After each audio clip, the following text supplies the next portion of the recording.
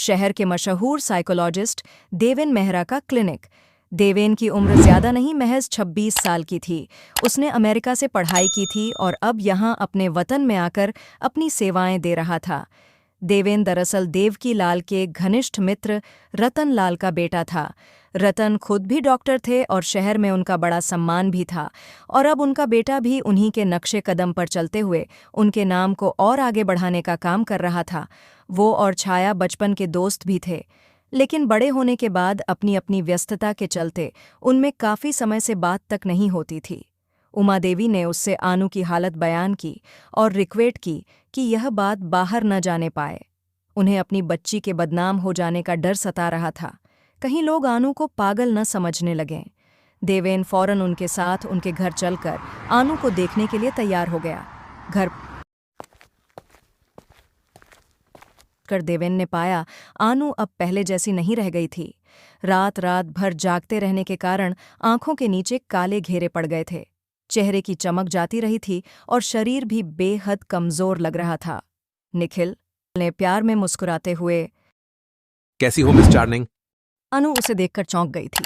देवेन, तुम यहाँ क्या कर रहे हो? अपनी बचपन की दोस्त से मिल भी नहीं सकता हूं क्या मैं? और ये क्या हाल बना रखा है तुमने अपना? एक बार बात तो करती मुझसे। अब मैं समझी। माँ, नितिन देवेन को आप लोगों ने बुलाया है ना? आप लोगों को लगता है मैं पागल हो गई हूँ, है ना? मैं पागल नहीं हूँ देवेन, मैं सच कह रही हूँ। मैंने सब कुछ अपनी आंखों से देखा है। कहते अनु रोने लगी। देवेन उसे फौरन चुप कराने की कोशिश करने लगा। उसने कहा, तुमसे तुम पागल हो? अरे मैं मानता हूं ना तुम सच कह रही हो, लेकिन जब तक तुम पूरी बात बताओगी नहीं, मैं तुम्हारी मदद कैसे कर पाऊंगा? तुम ही बताओ। तुम मानोगे ना मेरी बात? सच में? हाँ, मैं हर बात मानूंगा तुम्हारी, लेकिन पहले तुम्हें मुझे हर बात बतानी होगी, शुरू से लेकर अब तक। कोई बात छुपाना नहीं। अनु उस रात कब्रिस्तान में घटी घटना से लेकर अब तक का सारा किस्सा बताने लगी। मेरा यकीन करो देवेन, मैंने उस औरत को खुद अपनी आंखों से तनु का गला दबाते हुए देखा है। उसने मेरी बहन को मार डाला देवेन। तब से उसका कोई पता नहीं है, लेकिन कोई मेरी बात नहीं मानता। कहते कहते अनु वापस रोने लगी। तुम अब बिल्कुल फिक्र मत करो अनु, अब मैं आ गया हूं ना, अब सब ठीक हो जाएगा। मैं तुम्हारी बहन का भी पता लगा लूंगा और उस कब्रिस्तान वाली प्रेतनी से भी तुम्हारा पीछा छुड़वा दूंगा। मुझ पर भरोसा रखो, लेकिन फिलहाल तुम्हें नींद की सख्त जरूरत है, इसलिए मैं तुम्हें यह इंजेक्शन लगा रहा हूं। इससे तुम्हें आराम मिलेगा। कहते हुए देवेन ने उसे एक इंजेक्शन लगा दिया। कुछ ही देर में अनु को नींद आ गई। देवेन कमरे से बाहर आ गया। बाहर सरस्वती देवी और नितिन बेसब्री से उसका इंतजार कर रहे थे।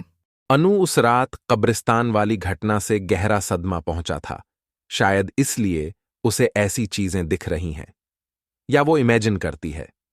मेरा ख्याल है आप लोगों को उसे रात में बिल्कुल अकेला नहीं छोड़ना चाहिए। आप में से कोई एक रात में हर वक्त उसके साथ रहा करें। फिलहाल मैं दवाई दे रहा हूं, इसे वक्त से उसे देते रहे। उम्मीद है उसकी हालत में सुधार होगा। अभी मैं चलता हूं, अगर कोई प्रॉब्लम हो तो मुझे फिर से याद कीजिएगा।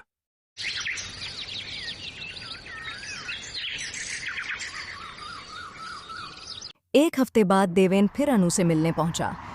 कैसी तबीयत है अब तुम्हारी? अनु ने एक फीकी सी मुस्कान के साथ कहा, मैं ठीक हूँ। अब तुम रात में सो पाती हो या? मैं जानती हूँ तुम्हें भी मेरी किसी बात का भरोसा नहीं है। तुम भी बाकी लोगों की तरह यही समझते हो कि मैं पागल हो गई हूँ। लेकिन मेरा यकीन करो देवेन, मैं जो भी कहती हूँ सब सच है। मैंने कई बार माँ और विनोद को भी यह सब कुछ दिखाने की कोशिश की है, मगर सब बेकार। अनु, ऐसा नहीं है कि मुझे तुम पर यकीन नहीं है। हो सकता है ये सब सच। अनु ने उसे बीच में ही टोकते हुए कहा, हो सकता है मतलब तुमने मान ही लिया कि तुम्हें मेरी बातें मेरा पागलपन के सिवा और कुछ नहीं लगती। अनु, ऐसा नहीं है कि मुझे तुम पर यकीन नहीं है। हो सकता है ये सब सच। चले जाओ यहां से, मुझे किसी की जरूरत नहीं। ये कहकर अनु ने मुंह फेर लिया। देवेन निराश होकर कमरे से बाहर आया। बाहर सरस्वती देवी उसका बेसब्री से इंतजार कर रही थी। उनको अपनी तरफ सवालिया निगाहों से देखता पाकर वो बोल पड़ा। मैं अपनी तरफ से पूरी कोशिश कर रहा हूं, वो जल्दी ही ठीक हो जाएगी। लेकिन अब शायद मुझे इलाज का कोई दूसरा ही तरीका अपनाना पड़ेगा। कौन सा तरीका? आप लोग अनु को रात के समय अकेला तो नहीं छोड़ते ना? बिल्कुल नहीं, बल्कि अब तो हमने उसकी देखभाल के लिए एक नर्स भी रख ली है। मैं तुम्हें उसी से मिलवाना चाह रही थी। इनसे मिलो, ये आशा है आज से ये 24 घंटे अनु के साथ रहकर उसका ख्याल रखेगी। ये तो आपने बहुत अच्छा किया। अब अनु की देखभाल बेहतर तरीके से हो पाएगी। देवेन ने आशा को दवाइयों और बाकी चीज़ों के बारे में अच्छे तरीके से समझा दिया और फिर उमा देवी से विदा लेकर वहां से निकल गया। लेकिन रास्ते में उसे न जाने क्या सूझा कि उसने अपनी गाड़ी घर या क्लिनिक के बजाय सीधे पुलिस स्टेशन की तरफ घुमा दी। क्या बात है, आज सूरज पश्चिम से कैसे निकला? आप जैसे शरीफों के कदम यहां थाने में कैसे पड़ गए? मजाक मत कर यार, एक बड़ा सीरियस केस है। कुछ सूझ नहीं रहा था, इसलिए तेरे पास आना पड़ा। इंस्पेक्टर विजय देवेन का बचपन का दोस्त था। बेहद तेज तर्रार विजय ने आज तक अपना कोई केस अधूरा नहीं छोड़ा था। अपराधी उसके नाम से खौफ खाते थे। जब भी कोई मुश्किल आती, देवेन हमेशा उसी से सलाह लेता था और उसकी उम्मीदों पर खरे उतरते हुए विजय हमेशा उसकी मुश्किल चुटकियों में सॉल्व भी कर देता था। देवेन को परेशान देखकर विजय भी सीरियस हो गया। ऐसी क्या बात हो गई कि ऐसे अचानक से तुझे यहां आना पड़ा? यार एक केस है, मेरे बचपन की एक दोस्त है अनु, उसी से रिलेटेड। कौन? वो मशहूर ज्वेलर देवकीलाल जी की बेटी? हाँ वही। यार मैंने कई बार उसका चेकअप किया, उससे बातें भी की। मुझे छाया कहीं से भी मानसिक रूप से बीमार नहीं लागती है। अलबत्ता वो जो कुछ भी कहती है मुझे वो सब बिल्कुल सच लगता है। लेकिन तू ही सोच, ये कैसे पॉसिबल है? तो तुम कहना चाहते हो उस घर में कुछ गलत हो रहा है? मानने को तो मेरा भी मन ये बात नहीं मान रहा था, लेकिन आज मैंने जो कुछ देखा उसके बाद मैं अनु पर यकीन करने के लिए मजबूर हो गया। ऐसा भी क्या दिख गया तुम्हें? दरअसल आज सुबह जब मैं अनु से बात कर रहा था तो उसने पिछली बार की तरह ही मुझसे कहा कि उसे कल रात भी घुंघरुओं की आवाज सुनाई दी थी। साथ ही यह भी बताया कि उसके कमरे में चारों तरफ खून फैला हुआ था। लेकिन सुबह जागने के बाद हमेशा की तरह सब कुछ नॉर्मल था। उसकी बातें सुनने के दौरान मैंने नोटिस किया कि बिस्तर के पाए के आसपास लाल रंग के बेहद हल्के निशान मौजूद थे, जबकि पूरे कमरे को बस कुछ ही देर पहले अच्छी तरह से साफ किया गया था। इतना कहकर देवेन चुप हो गया और विजय की तरफ देखने लगा। मामला गंभीर लग रहा है। अगर वाकई वहां कुछ गड़बड़ चल रही है तो अब उसे ठीक करने का वक्त आ गया है। सुनो, तुम्हें क्या करना है? कहते हुए विजय देवेन को अपनी योजना समझाने लगा और अगले ही दिन देवेन वापस अनु के घर पर था। सरस्वती देवी उसे वहां देखकर चौंक गई। क्या हुआ बेटा, कोई जरूरी काम था क्या? तुम तो वीकली चेकअप के लिए आते हो ना, फिर इतनी जल्दी कैसे? जी, दरअसल मैं आपको किसी से मिलवाना चाहता हूं। इनसे मिलिए, ये हैं प्रोफेसर गार्गी, मेरे फ्रेंड हैं, बेहतरीन साइकोलॉजिस्ट और पैरानॉर्मल एक्टिविस्ट भी हैं। मैंने जब इनसे अनु की हालत डिस्कस की तो इन्होंने मुझे उससे मिलवाने की रिक्वेस्ट की, इसलिए मैं इन्हें यहां लिए ही चला आया।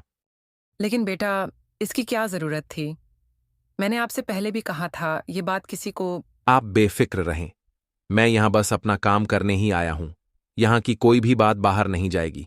अगर आपकी बेटी के ऊपर कोई निगेटिव एनर्जी का साया है तो मैं उसका पता ठीक ठीक लगा पाऊंगा, साथ ही उसे साइकोलॉजिकली ट्रीट भी करूंगा। लेकिन मैं ऐसे कैसे अपनी बच्ची को एक आदमी के साथ? अरे aunty, don't worry. Professor Gargi मेरे बेहद अच्छे मित्र हैं, आप इन पर भरोसा कर सकती हैं। और फिर आपने जो नर्स रखी है, क्या नाम बताया था आपने उसका? आशा। हाँ हाँ, वही मिस आशा। वो भी तो हर वक्त अनु के साथ रहेगी ही। फिर आप लोग भी तो घर में ही हैं, फिर किस बात की फिक्र? ठीक है बेटा, मेरी बच्ची ठीक हो जाए, इससे ज्यादा मुझे और क्या चाहिए? अब चलता हूं प्रोफेसर, आप अब अपना काम कर सकते हैं। दरवाजे की तरफ बढ़ गया। गार्गी सरस्वती देवी की तरफ मुड़ा। आप मुझे अनु का कमरा दिखा दीजिए। इस तरफ आइए। गार्गी सरस्वती देवी के पीछे पीछे चलने लगा। चलते वक्त वह बड़ी बारीकी से घर की एक एक चीज को देखता जा रहा था। गलियारे से गुजरते वक्त एक बंद दरवाजे की दरारों में से झांकती 2 जोड़ी आंखों पे उसकी नजर जाकर ठहर गई। वो एक पल को ठिठका, लेकिन उसे अपनी ही तरफ देखता पाकर वो परछाई फुर्ती से वहां से ओझल हो गई। उसने उस दरवाजे की तरफ इशारा करते हुए पूछा, माँ जी, ये कमरा किसका है? मैंने अभी लगा वहां कोई है। अरे वो तो स्टोर रूम है, शायद कोई बिल्ली घुस गई होगी। ज़रेन, ये बिल्लियां कब से 6 फुट की होने लगीं। ये रहा अनु का कमरा। आशा बेटा, इनसे मिलिए, ये हैं प्रोफेसर गार्गी। आज से ये भी आपके साथ कुछ दिनों के लिए अनु की देखभाल करेंगे। आशा ने ऊपर से नीचे तक गार्गी के ऊपर नजर मारी। बेतरतीब ढंग से बिखरे काले सफेद बाल, हल्की सफेदी लिए बढ़ी हुई दाढ़ी जहां उम्र से पहले आए बुढ़ापे एहसास दिला रही थी, वहीं ऊंचा लंबा कद और हट्टा कट्टा शरीर उसे जैसे बूढ़ा होने से रोक रहा था। उसने अपना हाथ आगे बढ़ाया और हौले से मुस्कुराकर बोला, आपको देखकर अब मुझे आशा बंध गई है। अनु जी जरूर ठीक हो जाएंगी। आशा ने मुस्कुराकर हाथ मिलाया और काम में लग गई। अनु उठ चुकी थी। उसे रेडी करने के साथ ही ब्रेकफास्ट कराने से लेकर दवाइयां देने तक सारे काम आशा करती रही। गार्गी बिल्कुल एक दोस्त की तरह अनु से मिला। उसने उससे कोई सवाल जवाब नहीं किया, बल्कि इधर-उधर की बातें कर उसके मूड को हल्का करने की कोशिश करता रहा। मौका देखकर उसने कमरे में सबकी नज़रों से छुपाकर कई तरह के उपकरण लगा दिए, ताकि वो रात को आने वाली प्रयत्नी की सच्चाई जान सके। आज उसने छाया को नींद का इंजेक्शन लगाने से आशा को मना कर दिया। धीरे-धीरे रात घिर आई। सब लोग अपने अपने कमरे में सोने चले गए। आशा वहीं छाया के कमरे में कुर्सी पर बैठी ऊँघ रही थी। कमरे के दूसरे छोर पर गार्गी मुस्तैदी से बैठा हुआ था। उसे उन घुंघरुओं की आवाज़ और प्रेतनी का बेसब्री से इंतजार था। धीरे-धीरे रात के 11 बजे आए, मगर अब तक एक कुत्ता भी नहीं भौंका था। थोड़ी देर बाद आशा बोली, प्रोफेसर, आप चाहें तो जाकर आराम कर लें। अनु मैडम के साथ मैं हूँ। आशा जी, मुझे रातों को नींद जरा कम ही आती है। आप चाहें तो बेशक आराम कर सकती हैं। जैसी आपकी मर्जी।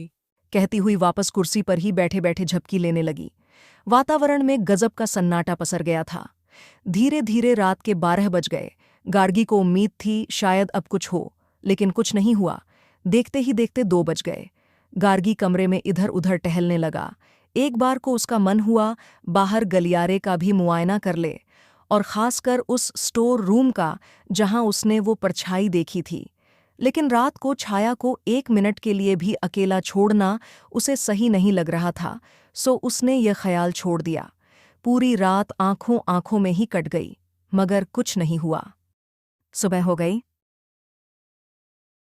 अनु की नींद खुली। आज वह बहुत खुश थी। अनु, आज तो कमाल हो गया। इतने दिनों के बाद आज यह पहली रात है जब न तो कोई घुंघरू की आवाज आई और ना ही कोई अनहोनी हुई। गार्गी, ताज्जुब है, उस प्रेतनी ने इतने डैशिंग बंदे के सामने आने से इनकार कर दिया। अनु यह सुनते ही खिलखिलाकर हंस पड़ी।